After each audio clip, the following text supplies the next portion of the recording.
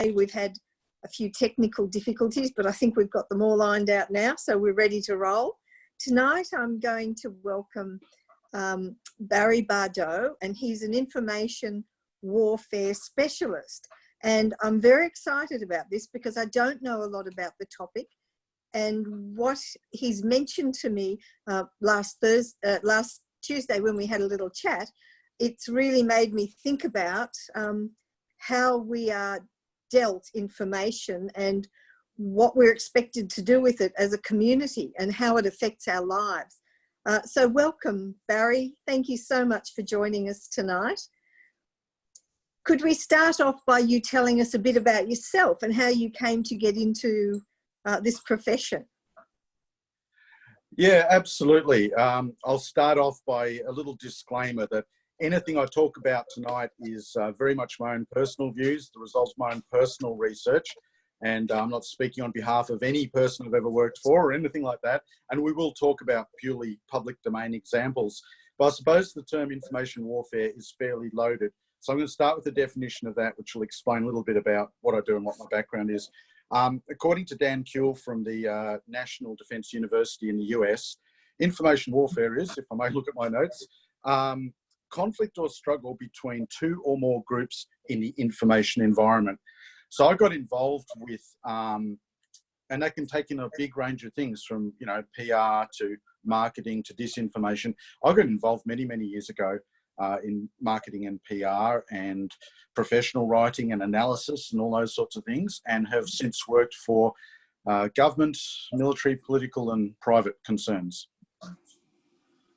So a broad range of experience there. yeah, there is, and I maintain a fairly broad palette. I'm currently doing postgraduate research, and I've written a book called The Secrets of How You're Being Manipulated and the Power to Fight Back. It's not out yet, but that will hopefully step people through. So if at the end of this anyone's still a bit confused or whatever, there's other things they can go and read, because it's a lot to get your mind around. All right, thank you. Let's start with what is information warfare and why is it so important that people know about it and what effects it can have? Yeah, that's an excellent question. And the term warfare is so loaded, isn't it? But you hear it particularly, you know, in the corporate, I mean, we all know about conventional warfare, but you hear about it a lot in the corporate context, people talking about quite, you know, warfare-related analogies and how they go about things. And basically, we live in an age where there's more information sources, more information platforms. I think something like 90% of the data in the world now popped up in the last 10 years. So we are being deluged with information, and that is being used to achieve changes to policy, people's attitudes, et cetera, et cetera. And it really is warfare in the sense that you can use it in a military context, obviously, but corporates and private interests and various other non-state actors, as they like to say, use this very, very effectively. So, well, who does use it that would affect me, for instance, or someone watching? How would it be used in the context of just everyday life for people? All right, well, I'm trying to popularise a variation which I call ambient warfare. And what I mean by that is not just information, but the entire lived environment. And I'll put it to you that every single decision that people are currently making is the result of that ubiquitous environment that we inhabit, all these different information sources. And there are people who are very good at this job out there who are making sure that policy, the media, and mainstream opinion fall in step with their particular goals, and they can be very varied. So does that mean that the media are told what they can tell the public? I mean, is it that controlled? Look, I sincerely, I mean, that's a very, very explicit analysis. And I think there's times when journalists will tell you, look, I was sort of told to back off from a particular topic, whatever, but it's far more subtle, it's far more nuanced, and it is to do with shaping an entire worldview. So, you know, some journalists have a worldview they've grown up with, which has been shaped, which in turn can be leveraged for particular uses names. A lot of time, I'm sure they're either not conscious of it, or the big problem these days with the speed of the turnover of information is they just don't have time for in-depth journalism anymore. It's a real problem. And you've got to finish that point, you've got to remember that media outlets are generally businesses. They don't want to piss off, you know, their various different corporate interests, I suppose. So they've got to be a little bit careful. There's some things where they can be merciless, and there's other things where I know from being in industry a long time, you've got to be a bit cautious.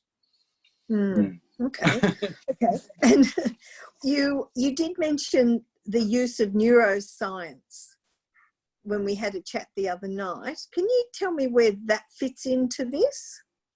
Yeah, look, if I could just do a quick bit of history, this whole toolkit goes back, was probably perfected by Dr. Joseph Goebbels in National Socialist Germany in the 30s. And he took his cues from British propaganda in First World War, but he also went to corporate America and he saw how they used catchy slogans to influence and make sure people buy their products or have certain attitudes and values. So I'm going to ask you a question in turn. Why do women shave their armpits? It is the I'll answer that question. I mean, most people don't think about that, but in the early part of the 20th century, a certain company that is ubiquitous with shaving products started a campaign using the media of the day to shame women into shaving. And within 20 years, they doubled their market share, and 90% of women in Western countries were shaving under their armpits. They never used to do that. That was the first really successful corporate information and marketing campaign, and it's changed societal values. So if you look at that, I think that was just done with print media. You have a think now about what they've got and how they can change an entire set of cultural assumptions. That's quite scary when you look at it like that, because yeah, I mean, a whole society can be manipulated. Yeah, and Goebbels realised that he had the new media of the day. He had radio and film, and he wanted this should shock people a little bit, but he wanted everybody to have a cheap radio. Now, can you think of something else now that is pretty much the single point of information for absolutely everybody in society? By controlling the point of information, you control the narrative. But the neuroscience thing, he realised very early on, there's a thing called cognitive ease, and it's very, very simple. You can be as intelligent as you like, but if you hear something repeated again and again by an authoritative source, you begin to believe it, even if it's completely illogical or against your values or whatever. And it actually bypasses critical thinking, and it's a well-established tactic.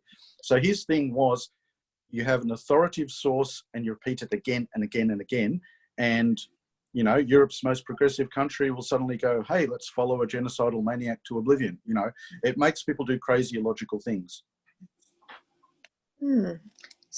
Yeah, okay. So if repeated messages, which we get from our iPhone, from television and so on, it's almost like, could I use the word brainwashing? Yeah, why not? That's exactly what it is. Absolutely. Okay. So we're all a mob of brainwashed people running around, jumping up and down about things that may or may not be true. Worse than that, people who are very, very good at this job in the corporate world will find things that we normal, nice, reasonable people would consider good, and they will piggyback their agenda on the back of that. So you'll be accepting something most people would accept as being a good thing, but their agenda is embedded within that. So it achieves an end that suits their purposes whilst making you feel good about your values. That's the trick. Okay. Do you have an example of what that would look like? Yes, or an I issue? do. Pretty much anything you can think of. I mean, I would put it to you that most people understand what's meant by the term Big Australia. That is, you know, high immigration figures, all that sort of stuff. Most good, reasonable people like the idea of diversity. They like the idea of inclusiveness. They like the idea of Australia participating in world culture. But I put it to you, and I think the Age newspaper ran quite a good article on this recently, that the development lobby has leveraged off this to create huge demand for their services, so that we now are basically an infrastructure-based economy. 1 in 11 jobs are based in construction. It's great for creating jobs, etc., but it also means because there's so much demand, they can bump up the prices as much as they like. So we now have the highest house prices of any Western country. I'm not saying that that's necessarily completely a cohesive and deliberate thing, but it suits a different agenda. That's an example. There's plenty more. Okay, yeah. So corporations use it. Politicians use this as well? Oh yes, but I think there's varying degrees of expertise. I mean, I'll give you a really good example. You know, one of the masters, as we've seen. I mean, who would have thought that a reality TV star could become a president? But anyway, he seems to have done it. And he gave a speech where, Donald Trump gave a speech where he'd done a debate. I think it was in the Republican, you know, lead off to choosing their candidate. And he said something along the lines of how he'd won the debate, I think 11 times in 17 seconds. And even someone like me, who's, you know, fairly used to this sort of stuff, at the end was associating win, Trump, win, Trump. It's that simple sometimes, that if you hear something again and again, you sort of walk away going, oh yeah, I think you won that, you know.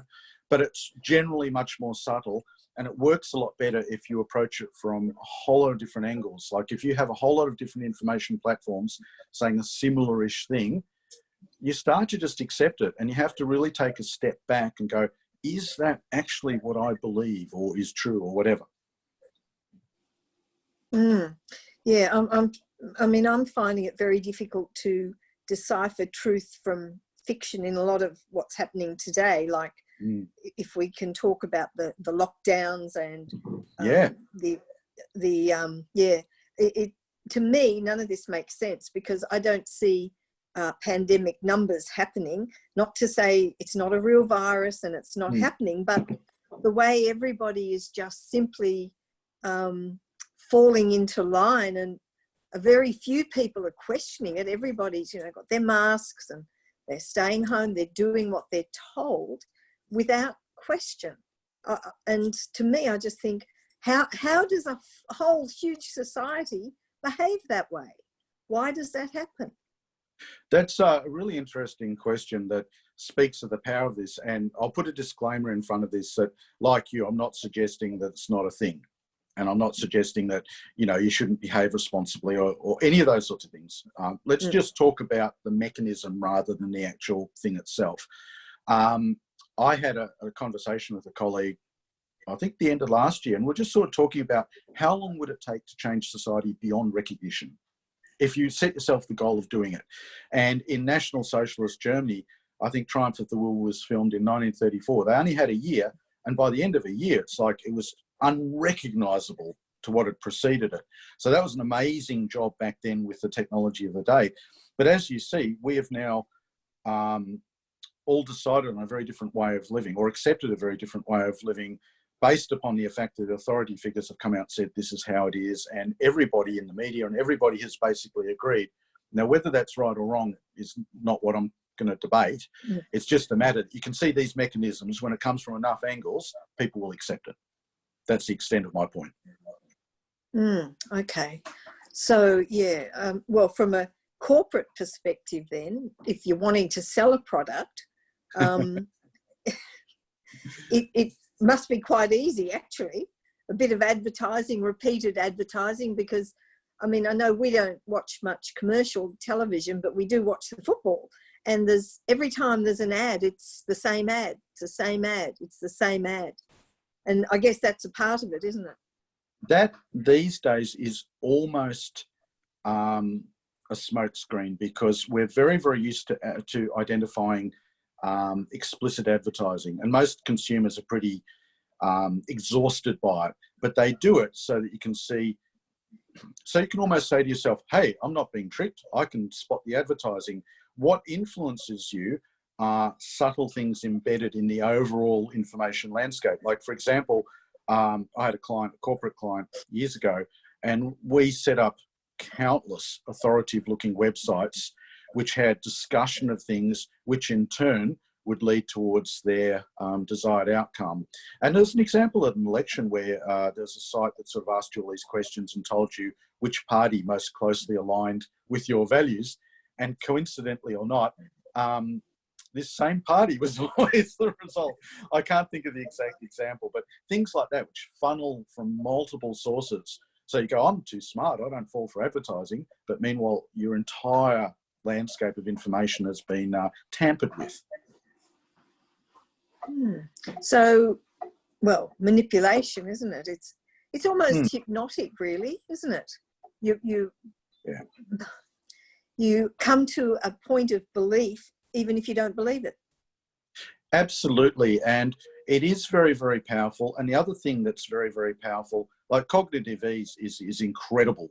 You know, if you do that effectively, it is amazing. You get the smartest people on earth, and they'll be believing a slogan, absolutely, and that becomes their values. But a really good example, you know, when you think of in and out group theory, if you utilize that properly, if you make the in group fearful and you have a credible out group and you project all of that fear onto them, it enhances the in-group narrative exponentially. And anyone who's really good at this needs an out group. They need a little group that you can vilify and make to look stupid and hated. And that massively increases the power of their narrative. And just to quickly go back to 1930s Germany, you know, there was, in the 30s, there were Jewish Germans who'd fought loyally in the First World War, had iron crosses and things like that. And here they are being herded into camps. And they're obviously thinking, how could this possibly be happening? And from a logical point of view, they could not pose any security threat to Germany whatsoever. They were loyal Germans through and through. And this is happening. And, you know, people couldn't get their minds around it. And to think that we are suddenly immune from that would be very naive. So you see that happening now in yes. A communal way, a community? Yeah, and look, I would refrain from saying that it's a big mistake is to see these things as monoliths, like, you know, one particular entity is controlling the whole narrative. There's lots of competing narratives and there's lots of in-out group dynamics. So it can get, it's very messy. The whole environment is extremely messy. So who sits at the top of all this? I guess in a corporate world, it's the boss. And in a government world, it's the ministers. But I mean, I guess I'm confused as to how who decides what it is and where it goes. That probably sounds a bit of a silly question, but sorry. Well, I think it very much depends who you're talking about, because if you're talking about a corporate entity, I know from experience that often the marketing department, like I know one cutting edge marketing concern that do predictive marketing and stuff you wouldn't believe. Like, they know what you're going to do before you even decide it. It's absolutely incredible. And they will work for different clients, and the client might go, it might be as simple as we want them to buy X product, or it might be we want them in general to, you know, accept this range of things, or it might be something far more nebulous, but the client will drive it. And in my experience in some of the corporate entities, the marketing department, say the science department, the law department, they're not necessarily on the same page at all, you know. So it's not as simple as a person decides and then it all unfolds. It can be very messy and complicated. Gosh, it's I mean, I guess I feel just for myself, I feel like I've just been conned my whole life. You know, I'm nearly 70, and I sort of think, what decisions have I made that have actually been my decisions? I don't know. Yeah, well, that's a very good question. And it's a really good exercise for the viewers tonight to take a step back. And I defy you to come up with what you think is your most heart-held value and belief, and ask yourself that question. And look, it could be that you've been a bit manipulated into a point of view that nonetheless is a really good, valid, wholesome position to be in. I mean, you know, there's people who market renewable energy in a fairly, to my mind, manipulative manner.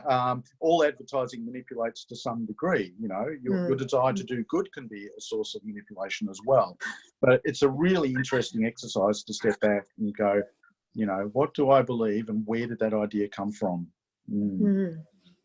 Yeah, because you'd have also obviously your family history, what you grew up with and the values they had that you continue on with. And then you've got all the external factors that add to that. So it's very complex, isn't it? How we end up where we are.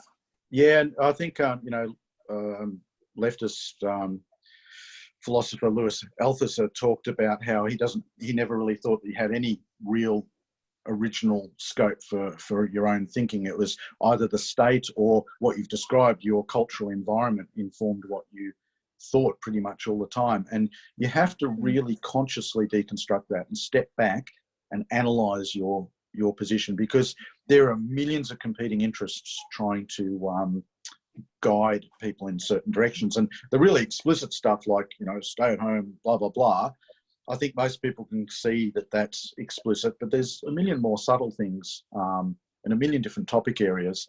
And there's groups like, you know, in the US election, like the alt-right, who were incredibly good at co-opting the mainstream narrative and turning it back on itself. And they used counterintuitive things, like they had the little cartoon frog, and the more the mainstream didn't understand it, the more it reinforced the narrative that the mainstream's out of touch and doesn't really get things anymore, and the mainstream media is obsolete. And there's one very mainstream journalist who made the mistake of tweeting, you know, what's going on with Pepe the Frog? What is this? And straight off was just ridiculed beyond belief by thousands of people on the internet, because he obviously didn't get it. And the whole point is it's not something to be got. And that's the counterintuitive thing. If you put things out there that people struggle to understand, then straight off, you know, you're making the mainstream look silly. So that was a tactic they used that was very counterintuitive, but very, very effective. So it doesn't have to be just, you know, mindless repetition of slogans, although that does work. Okay, so what are the implications for a society where discussions on certain topics are considered dangerous?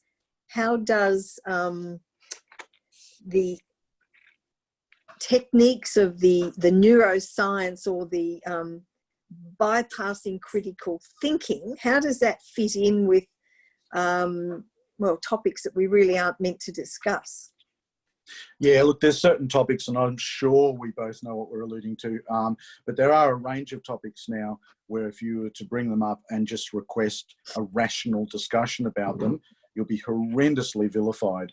And once again, to go back to the 1930s thing, you can imagine some German Jew with his Iron Cross saying, hey, you know, I want to participate in the social narrative, and suddenly you're the worst person on earth through no fault of your own. And I think you'll find that most of those things are very, very deliberate information warfare campaigns, which are designed to create an outgroup that everybody else can fear and hate, and thus increase their narrative.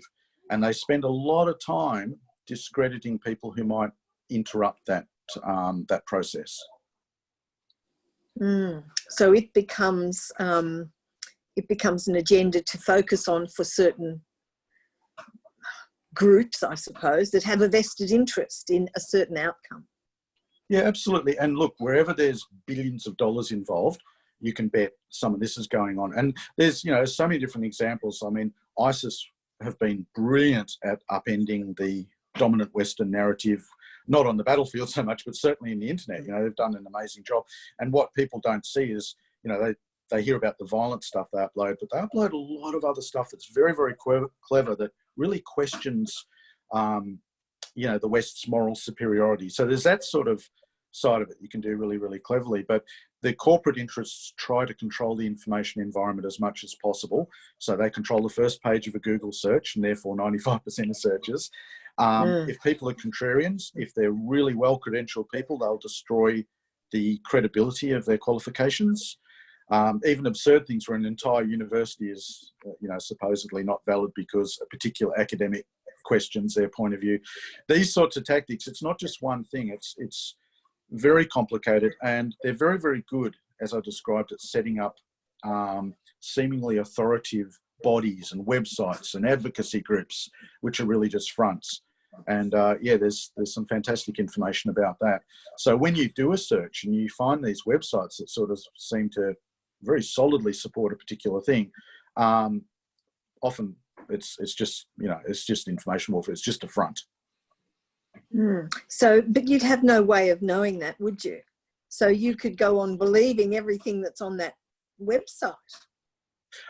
American journalist Cheryl Atkinson talks about astroturfing, which is the creation of a completely believable but fake grassroots movement to give the idea there's ubiquitous support for certain things. And of course, you know, she picks on our good friends in the pharmaceutical industry with that. But she's actually listed a whole bunch of websites which she believes are astroturfing websites. And, you know, she's come out, she's done a lot of research on it. And whether or not she's spot on with all of them, I think there's certainly an awful lot. It's hard, like you say, it'd be impossible to nail down all of them, but if you can maintain that first page of a Google search, you pretty much own the information landscape, and that's a pretty incredible thought. Yeah, it is, isn't it? We all rely on Mr. Google or Dr. Google. That's not meant to do that. People do it. Oh, yeah, of course. Barry, I've had friends say, trust the experts, the majority experts. And if any expert deviates from the dominant narrative, ignore them. And questioning majority experts is foolish and narcissistic. So what makes someone give away their critical thinking? Yeah, this trust the majority is a really interesting idea, because once again, if you're very good at astroturfing, you can create the illusion of a majority relatively easily. You have to also look at several different factors. Firstly, are people financially benefiting? Are they in a situation where their career is in some way likely to be compromised by deviating? And then if someone does deviate, do they have anything to gain? Are they well credentialed? And most often, if they've got a lot to lose, that may not mean that what they're saying is necessarily true, but it does add a bit of gravitas to it. So you need to look at those factors, because, you know, people talk about scientific consensus. Well, Albert Einstein got a letter from 100 colleagues saying, back off relativity theory, it's insane and crazy, you're making us look stupid. Science, you know, particularly is not about consensus. It is about, more often than not, individuals making an innovative, new look at things. And it's amazing how many things are predicated upon assumptions that we now take as being, you know, empirically tested. And they are actually assumptions. And without getting controversial, I mean, archaeology for a long, long time, and that's part of my background, was pushing this idea that glaciers pushed deposits up mountains, which explained for why you would say have fish skeletons, you know, on top of a mountain in a certain time period or whatever, because archaeologists wanted to be scientific. They didn't want to buy into what they saw as a biblical religious narrative with this idea of a flood and all that stuff. And glaciologists will tell you glaciers behave very, very differently. But for 150 years, that was the orthodoxy, and no one tested it. I can think of other orthodoxies that nobody tests. Yes. Yeah, absolutely. All right. So what's the difference between someone who questions dominant narratives and one who doesn't?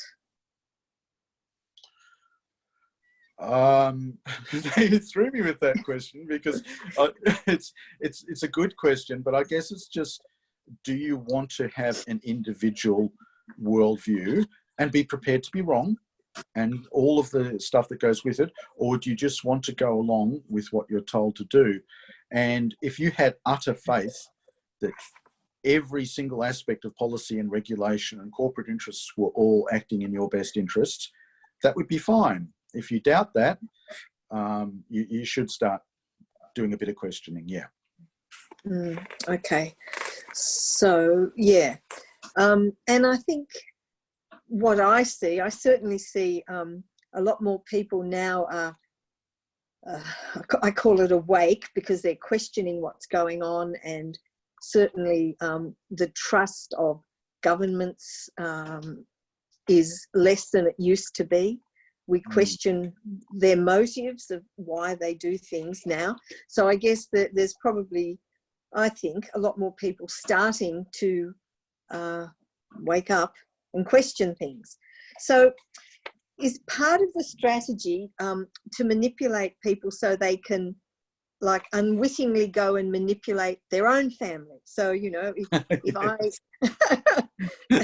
and friends, so we carry it on.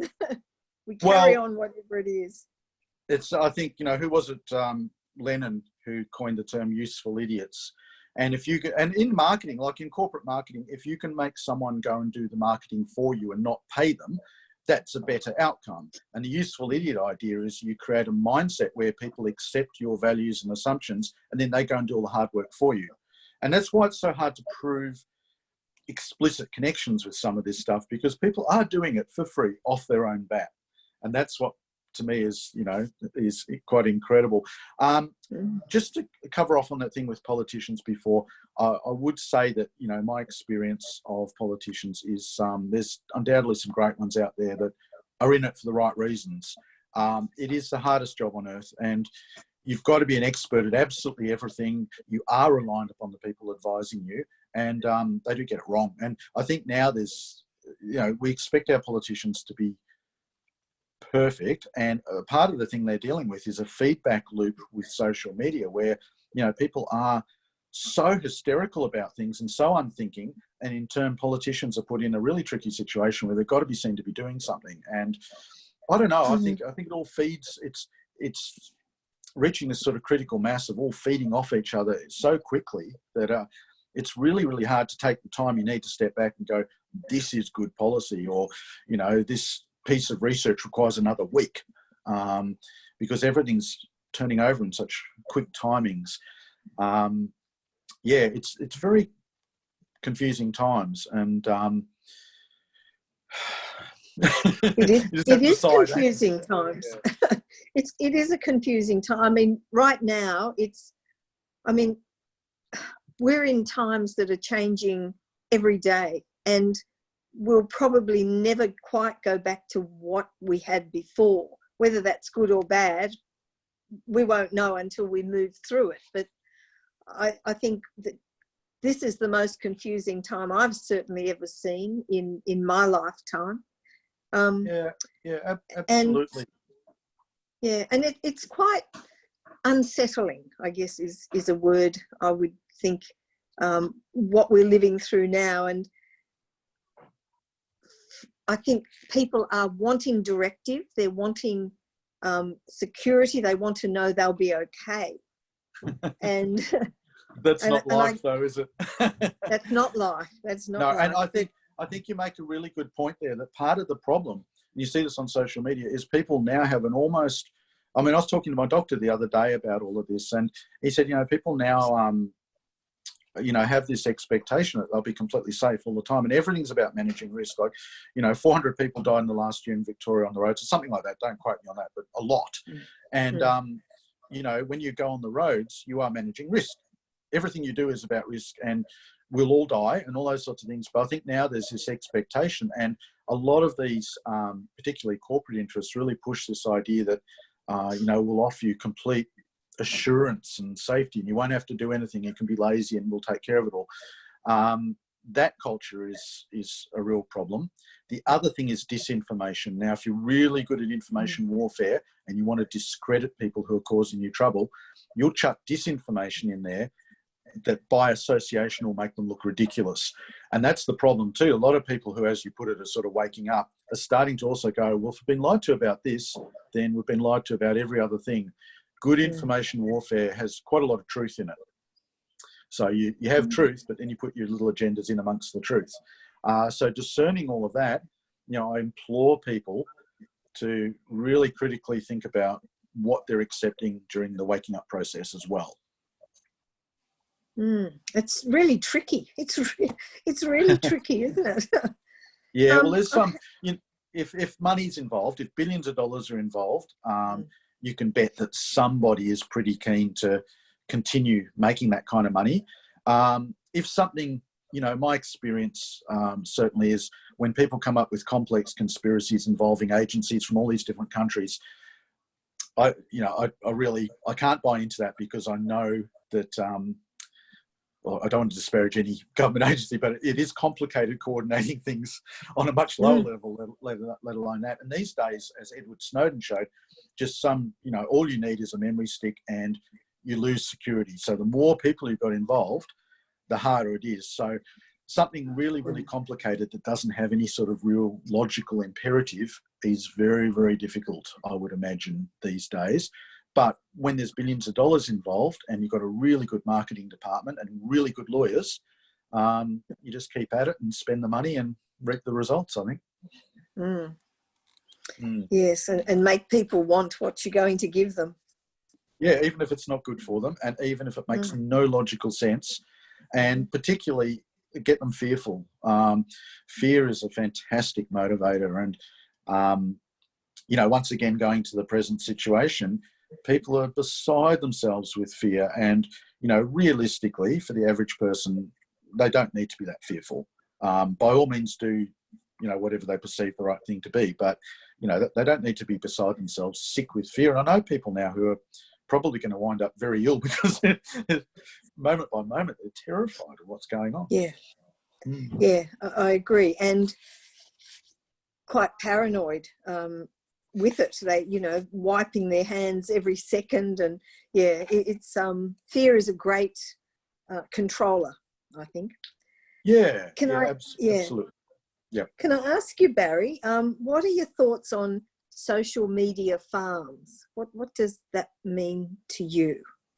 Social media, I missed the last bit. This is a question from a viewer. Social media farms. I haven't heard of... They would need to clarify their terms there. I could guess at what they mean, but I'd need a bit more information for that, I think. Okay. No, well, I haven't heard of it, but social media farms. Okay. Send another message, whoever sent that in, and we'll see if we can clear it up. Just clarify your terms of reference, because I don't want to talk about something where I'm not 100% clear what you mean by that. I've heard that expression, but get them to clarify. Okay, all right. Okay, another one is, are there any tips to empower us to discern the fake news or information from the truth? Well, that's what we've been talking about. But do you have any tips that would allow us more easily to discern what's true? I would, I think verification is the challenge of our times. As Cheryl Atkinson said, it is the biggest challenge. And in my book, which will be out soon, I will step you through it. It's not easy. I don't pretend as much. But the first step is to see if there is something to be gained from a particular thing, particularly financial gain. If you get a bunch of people, like one of the big problems of our times is key opinion leaders. They are people who have authority, who stand to benefit from a particular thing, who speak very highly of it in public again and again. And because they are well credentialed and are smart people and well qualified, they are believed. And I think it was Tom Jefferson, the Cochrane collaboration, wrote an article about it in the Conversation a while back. He said the problem is that they get undue influence and they form a bit, relationship with marketing where their career benefits, and then they say the thing that the marketers want, and it builds upon itself. So if it's someone like you suspect of being like that who has personal gain, obviously you need to question that. You need to go back to primary sources. People need to stop being lazy. They need to stop reading one sentence and jumping to conclusions. They need to look and see if something is clearly disinformation. Like if something has no real point to it other than to make an issue unnecessarily complex, or it involves a theory that is unprovable, put your attention where you can actually establish facts. Don't just go with the first 12 pages, first 12 entries on Google, things like that. And it doesn't hurt to study a little bit of academic research techniques whilst realising that academia also has very, very high levels of self-censorship, I suppose you could say diplomatically. Okay. All right. They're good tips. So I just want to ask you about your book. When would that be likely to come out? Because I'm finding this a very interesting topic, and I don't know a lot about it personally, but I would certainly like to know more and be able to be a little more discerning in how I make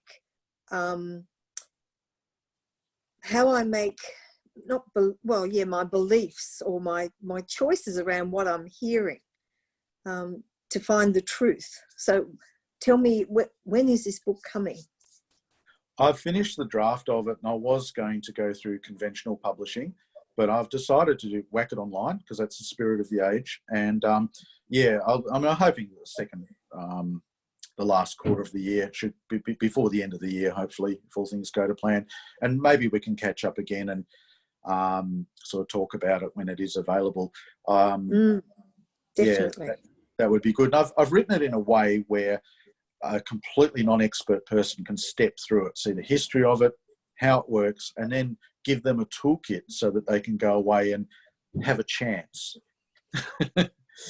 Yeah, I'd like a chance. I'd definitely like a chance. Because this sounds like you're talking about from the 1930s. I mean, this isn't new. This is something that's obviously been used, well, close to 100 years to manipulate the populace, really.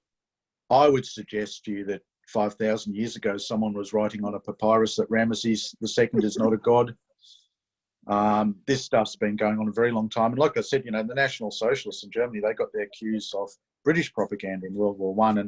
And there's instances of propaganda throughout history. The difference now is you've got a deluge of information from so many different sources, and you've got people who have spent a lot of time studying the neuroscience behind it. So it's much more nuanced. It's much more clever. It's much more ambient. Okay, yeah. All right. Barry, I've just had information from this person. It said, the farms are a number of fake social media accounts promoting an agenda by distributing fake news.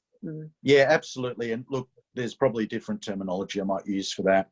That falls under astroturfing, and it's more than a thing. I mean, I one of my triumphs for a corporate client was getting a journalist to plagiarize some material that I'd put in an authoritative sounding website and pass it off as being authoritative material, and it was just copy. And you see that happening all the time. And the more support is seen for a particular position from the more diverse range of platforms, the more support it seems to have. So if you get on social media and you think everybody supports this particular thing, you get on Google, you see first 12 entries are all supporting it, 99% of people are likely to go, well, this has ubiquitous support.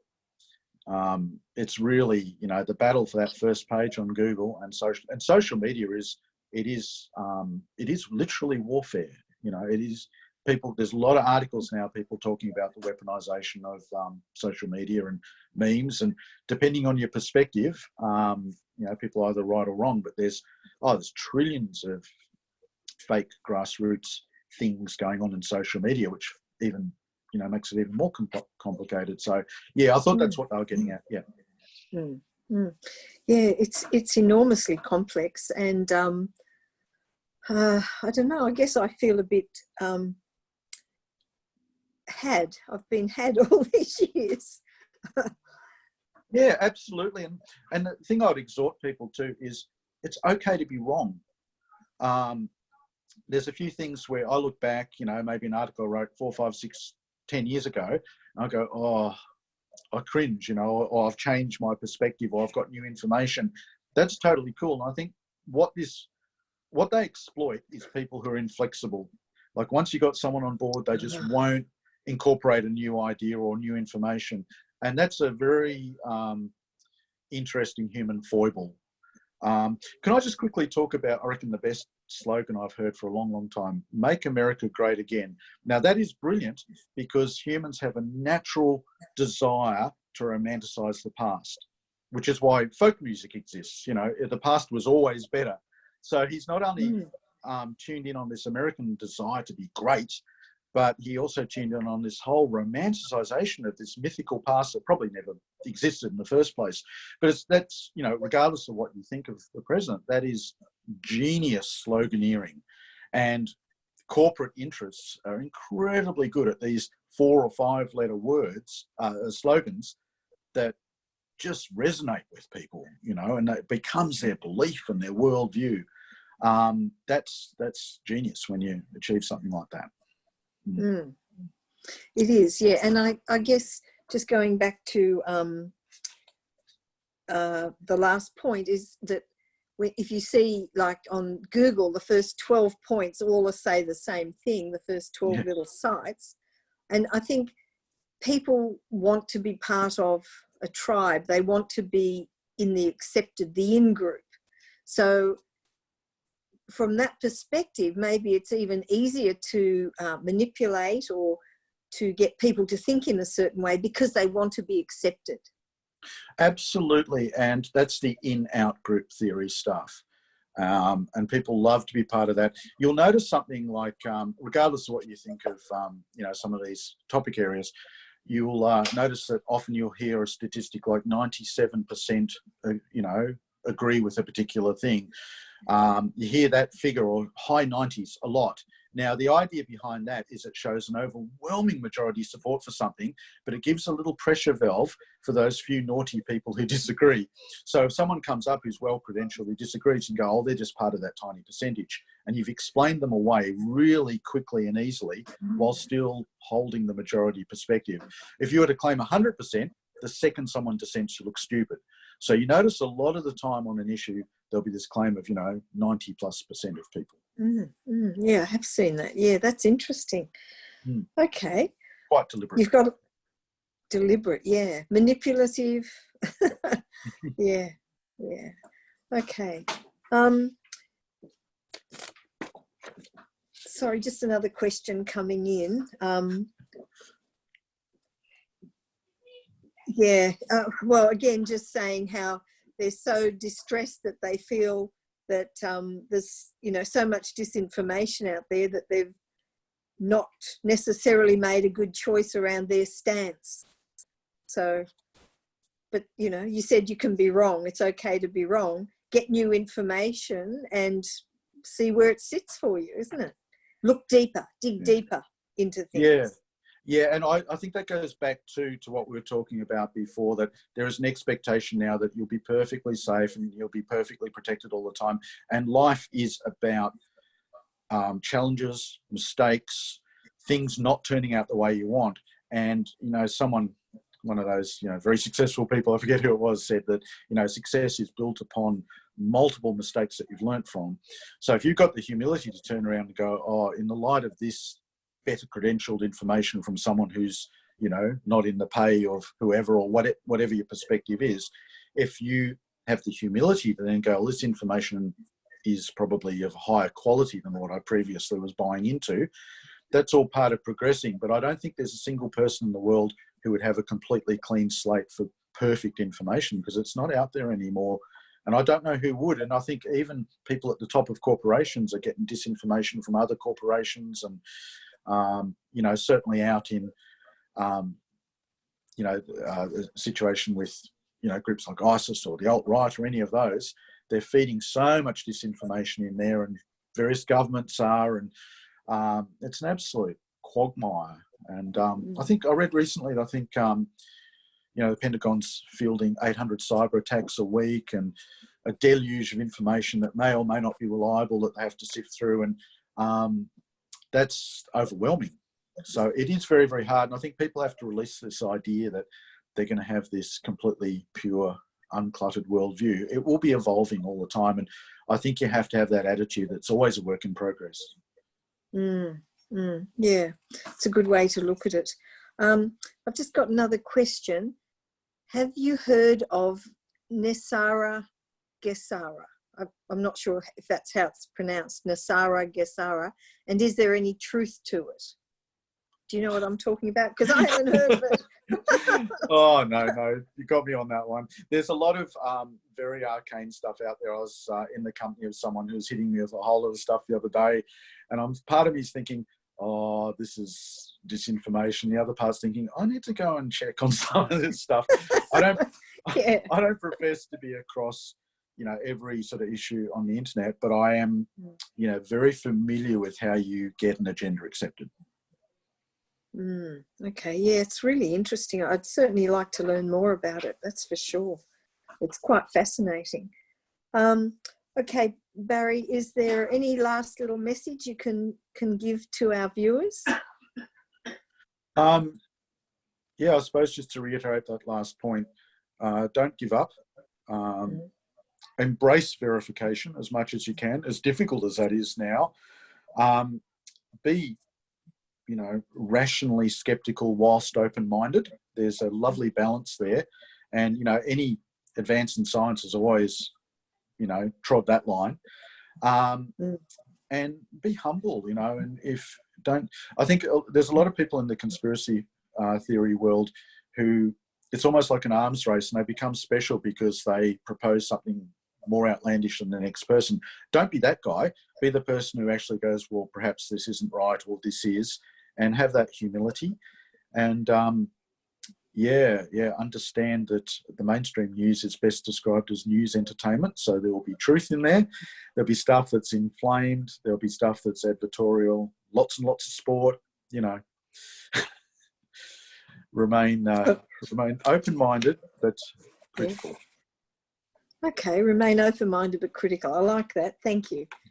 Barry, thank you for joining us tonight. I've really enjoyed the talk, and I hope we can do this again, because I think you've got probably a lot more to share. And perhaps as we get closer to your book being available, we could have another discussion. Yeah, look, I'd love that. And I think, as you say, there's so much to cover that it'd be really good to refer people to say, look, here's this document that's written in very, very simple, easy to understand terms. It'll step you through it a little bit more, because there's so much more to cover. But having said that, just to finish, there's lots and lots of good stuff out there, and, just do a search for it, or information warfare, and, see what comes up, and read about some of the tactics that are being used. And, certainly the corporate world, is astonishing in terms of particularly using predictive marketing and things like that, where you're using vast amounts of data to form predictive models of consumer behaviour. That's the cutting edge. Knowing what people are going to do before they've actually decided to do it. It's incredible. Scary, I think. Yeah. Okay, Barry, thank you so much. Truly appreciate your time and the information that you've shared with us. And I look forward to your book coming out. Okay, it's been a pleasure. Thank you. Thanks, Barry. Good night. Bye.